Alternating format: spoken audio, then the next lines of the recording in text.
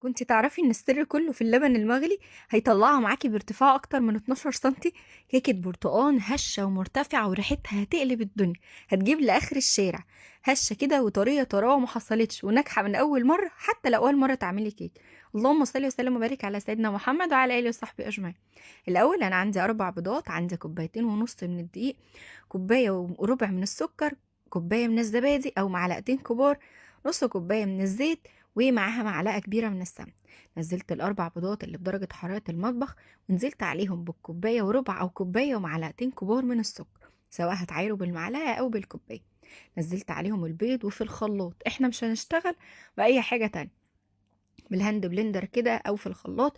اخلطوا البيض مع السكر كويس قوي وبعدين نزلوا الزيت بشكل تدريجي ومعلقتين الزبادي.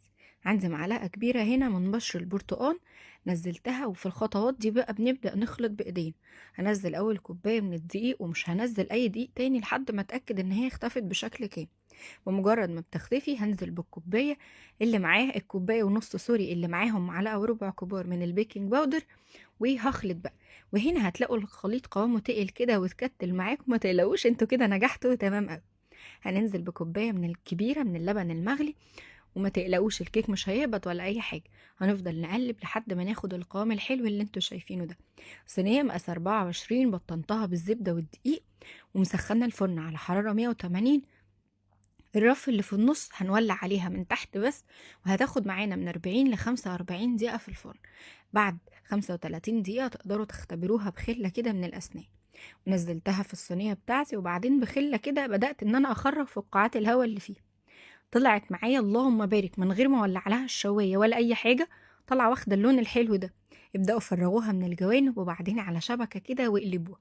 علشان تتخلصوا من أي بقايا للدقيق بمنديل كده وهي لسه دافية، هنبدأ إن إحنا كده نفركها فركة بسيطة.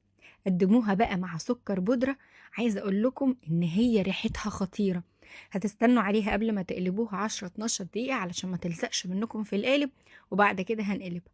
وما تنسوش بقى ان انتوا لو وصلتوا لحد هنا تعملوا لايك وشير كتير قوي للفيديو علشان دعمكم بيفرق كتير. زينوها بقى كده بشوية من البرتقال، وبعدين قطعوها مع شوية كده من الشاي أو القهوة زي ما تحبوا. عايزة أقول لكم اللهم بارك إن شكلها يفتح النفس. حلوة قوي، هشة كده وسريعة. الناس اللي ما بتعرفش تعمل كيك أو بيفشل منها فالوصفة دي هتنفع معاكم جدا. بصوا بقى بتتقطع بمنتهى السهولة. هسيبكم بقى مع الجمال ده كله. ما تنسوش تعملوا لايك وشير كتير قوي للفيديو، وتسيبولي تعليقات حلوة زيكم.